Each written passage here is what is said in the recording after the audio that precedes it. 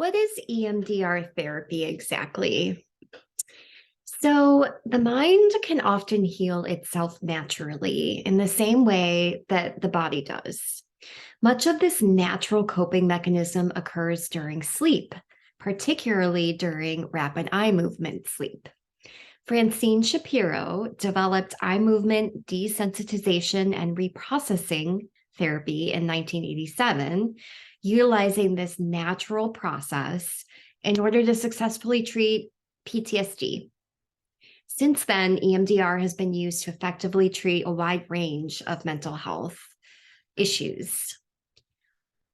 Let's talk first about what happens when you are traumatized. So, most of the time, your body routinely manages new information and experiences without you being aware of it.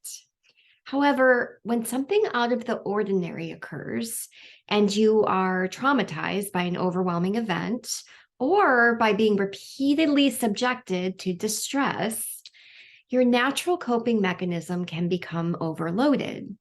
This overloading can result in disturbing experiences remaining frozen in your brain, or sometimes we say they're unprocessed or maladaptively stored.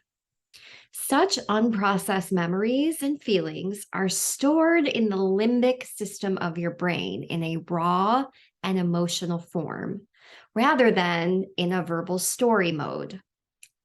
This limbic system maintains traumatic memories in an isolated memory network that is associated with emotions and body sensations, which are disconnected from the brain's cortex, where we use language to store memories.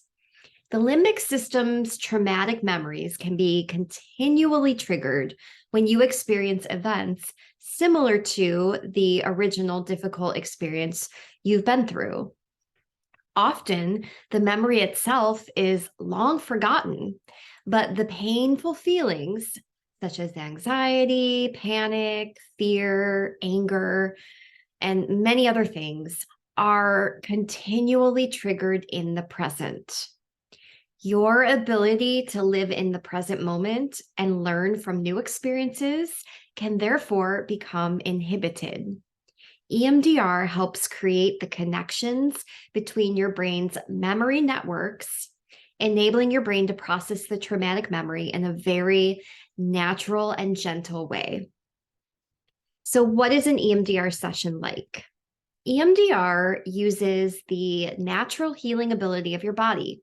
After a thorough assessment and development of a treatment plan, we will then do what's called the preparation phase of treatment. And this is where we focus on really strengthening any existing coping supports you already have in place.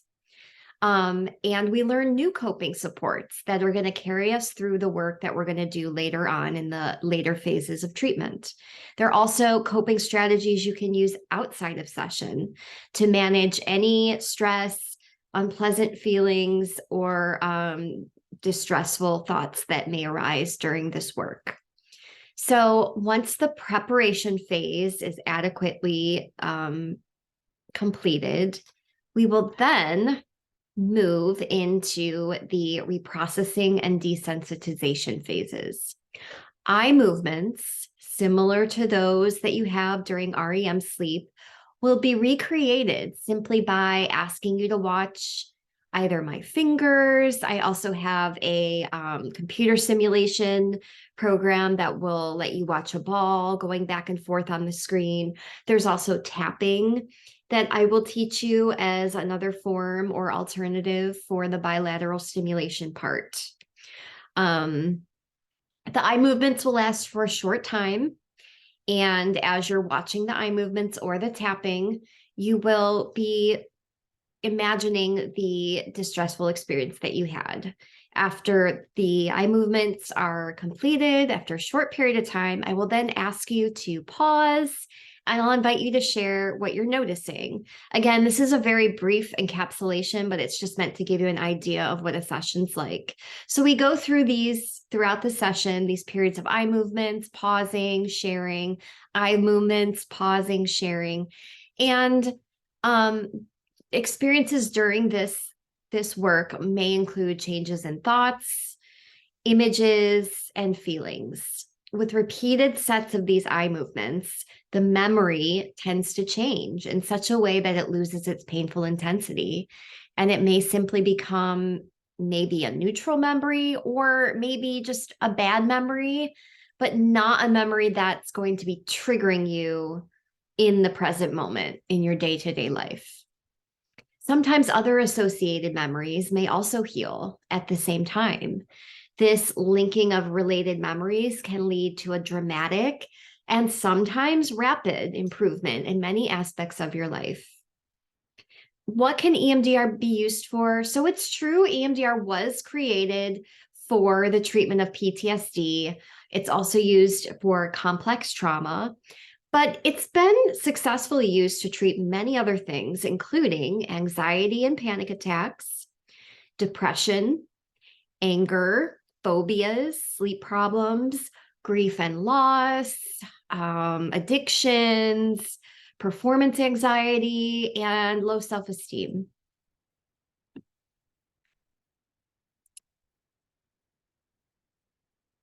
Something that people sometimes wonder is, will I remain in control during an EMDR session? And the answer is absolutely. You will remain in complete control, fully alert, wide awake. EMDR is not a form of hypnosis, and you can stop the process at any time. Throughout the session, I will support and facilitate your own self-healing, but I actually, as a therapist, intervene very little in an EMDR reprocessing session. It's mostly you going through the eye movements, noticing what comes up, and you're free to share as much or as little as you want. Reprocessing is usually experienced as something that happens spontaneously, and new connections and insights are felt to arise quite naturally from within. As a result, most people experience EMDR as being a natural and very empowering therapy. If you want to learn more about EMDR, you can go to emdria.org.